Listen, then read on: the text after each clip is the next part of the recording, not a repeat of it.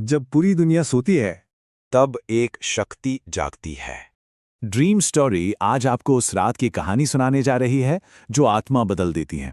जी हाँ, ये वो रात है जब इंसान और ईश्वर के बीच की सारी दूरियां मिट जाती हैं। तो चलिए इस कहानी की शुरुआत करते हैं उस दौर से जब ये दुनिया, ये पूरी सृष्टि एक गहरे अंधकार में डूब रही थी। सोचिए जरा, ये बहुत पुराने समय की बात है। धरती पर ना लालच और ताकत की भूख, वो बस बढ़ती ही जा रही थी। राजा लोग युद्ध में खोए हुए थे, लोगों के दिलों से दया और करुणा जैसे मर ही रही थी, और नतीजा, प्रकृति का पूरा संतुलन बिगड़ चुका था। हर तरफ बस बीमारी और डर का माहौल था। तब सारे देवता घबराकर कैलाश पहुंचे। शिव तो ध्यान में थे, लेकिन उन्होंने सबकी पुकार सुन ली, और फिर उन्होंने बहुत धीरे से कहा, जब इंसान अंदर से पूरी तरह टूट जाता है ना, तभी बदलाव की शुरुआत होती है। मैं एक ऐसी रात दूंगा जिस रात जो कोई भी खुद को भूलकर बस मुझे याद करेगा, उसकी आत्मा पवित्र हो जाएगी। और जानते हैं, वही रात बनी महाशिवरात्रि। तो आखिर इस रात का सबसे बड़ा रहस्य है क्या? ये रहस्य जुड़ा है शिव के उस रूप से जिसकी कोई सीमा नहीं, कोई अंत नहीं। चलिए ड्रीम स्टोरी के साथ इस रहस्य की गहराई में उतरते हैं। कहते हैं कि महाशिवरात्रि की रात ही वो पल था जब शिव पहली बार ज्योतिर्लिंग के रूप में प्रकट हुए थे। मतलब एक ऐसा प्रकाश का स्तंभ जिसका ना कोई आदि था, ना कोई अंत।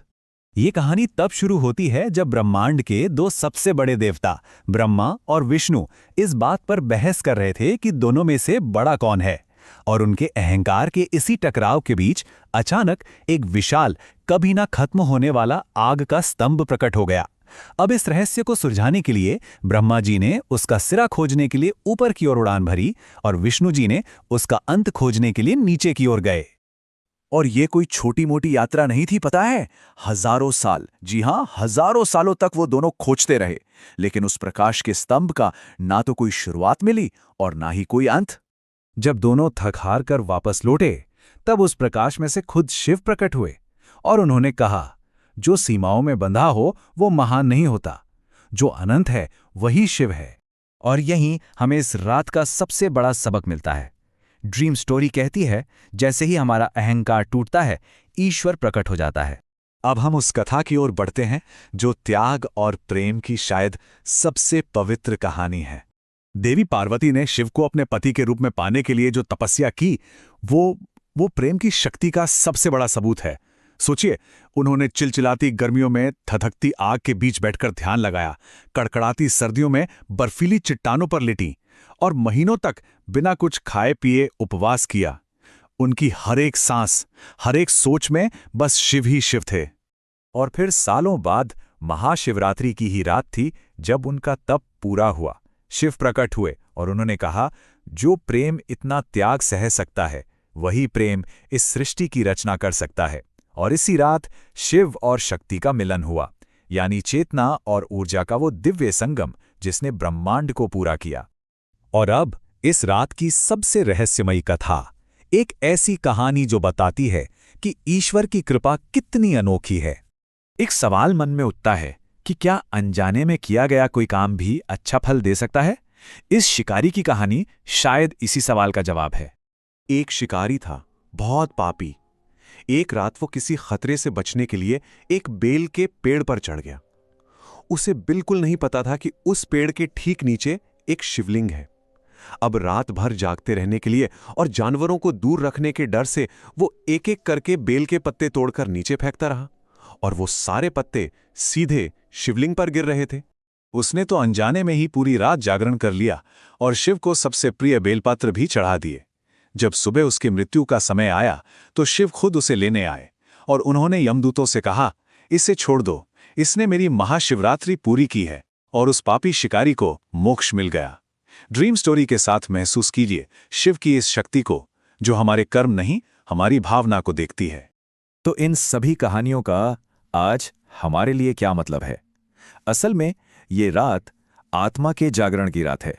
महाशिवरात्रि का असली मतलब सिर्फ आंखों का खुला रहना नहीं, बल्कि आत्मा का जागना है। योग विज्ञान कहता है कि इस रात को धरती की ऊर्जा एक खास तरह से ऊपर की ओर उठती है, जो हमारे अंदर एक गहरे बदलाव का दरवाजा खोल देती है। इस रात हम जो कुछ भी शिवलिंग पर चढ़ाते हैं ना, उसका एक बहुत गहरा मतलब होता है। जल हमारी तपस्या की आग को शांत करता है। दूध हमारी आत्मा की पवित्रता का प्रतीक है। शहद जीवन में मिठास का, और बेलपत्र हमारे पूरे समर्पण का प्रतीक है। तो इस रात का सबसे जरूरी संदेश पता है क्या है? ये बहुत आसान है। अपने गुस्से को शांत करें, अपने अहंकार को जला दें, अपने लालच को छोड़ दें और अपने अंदर बैठे शिव को जगाएं। ये रात हमें बार बार याद दिलाती है कि हर आत्मा के अंदर शिव का एक अंश है। कोई भी कमजोर नहीं है। ये रात टूटने की नहीं, बल्कि खुद को बदलने और एक नए रूप में ढालने की है। तो इस महाशिवरात्रि जब जल चढ़ाएं तो अपना अहंकार बहा दें। जब शिव को याद करें तो असल में खुद को पालें, क्योंकि ये यात्रा हमारे अंदर के अंधकार से उस परम प्रकाश की ओर जाने की है। ये रात खुद को खोजने की रात है।